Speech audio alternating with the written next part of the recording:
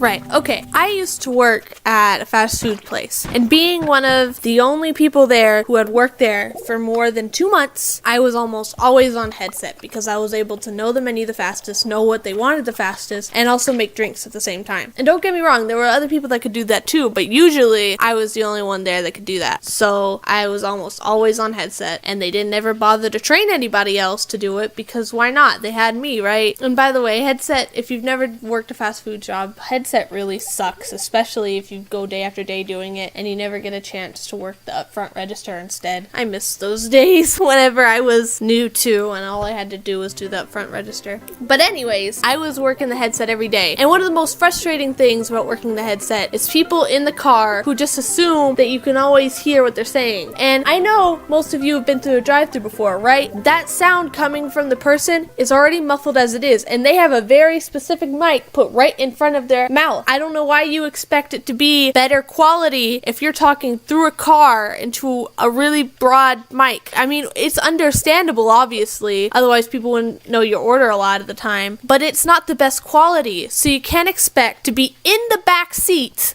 and just like look at the ground and say your order and expect me to hear you. And even people in the passenger seat, or sometimes even in the driver's seat, they won't look at the mic and it won't come through because you have to look at it, or else it's not good enough of a mic to pick it up unless you're looking directly at it. And it was so frustrating because half of the time the driver would say their order and then the other person, without thinking to raise their voice or maybe lean a little bit forward or just a little bit, would say their order, and I would have to repeat at least like 2 or 3 times, like, sir, ma'am, I'm sorry, I can't understand what you're saying. And then instead of thinking, oh, okay, I should probably, adjust what I'm saying, my bad, they can't hear what I'm saying, their immediate thought is, oh, this bitch can't hear. Well, looks like I'm gonna have to raise my voice. And then they get like that angry loud, like, oh, you can't hear me? This is what I'm saying. And it's like, calm down, please. It goes from them not being able to hear me to screaming in my ear. And I'm like, well, now I know you were perfectly able to get louder because now you're too loud. Can you stop? But yeah,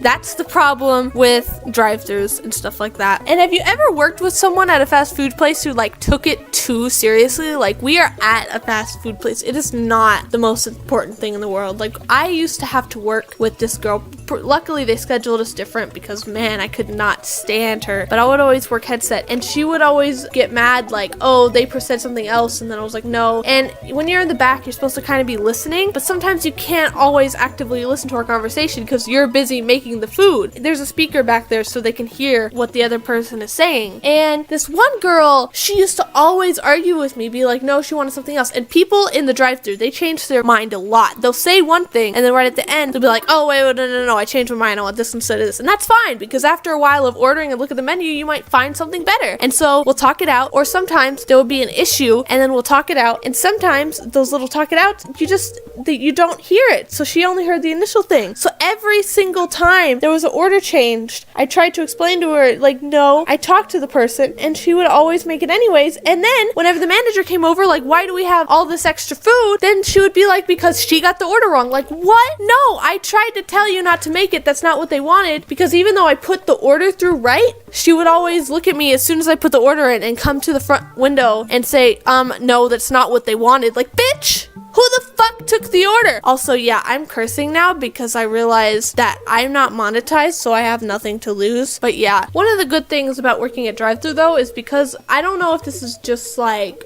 a US thing or maybe a Southeast thing, but there's always a timer. So they always put the most efficient people at the drive-thru. And luckily, even though it's still fast food, I gotta admit, it was a well-run place. Everything was kind of always super efficient. Out of all the places I've worked, it was definitely the most efficient. We always kind of knew what we were doing. We always had a set system, and the people up front were usually the newer people, but the people in the drive-thru were usually the people who knew what they were doing the most. So usually I was on headset, and on headset you order it and you make the drinks at the same time. And where I worked, it was I honestly don't know why I'm not allowed to say, but I've always seen on other YouTube videos they never say the exact place, so I'm just not gonna say where I worked. But it was rather busy, so there was almost always a line, so it's not like I had time to do other things. So all I had to worry about was making drinks, putting in the orders, and making sure the cups, lids, and ice were all fully stacked, and that all the drinks were lined up along the window, so that that way whenever the person who was cashing out and giving the person their food had the drink. And yeah,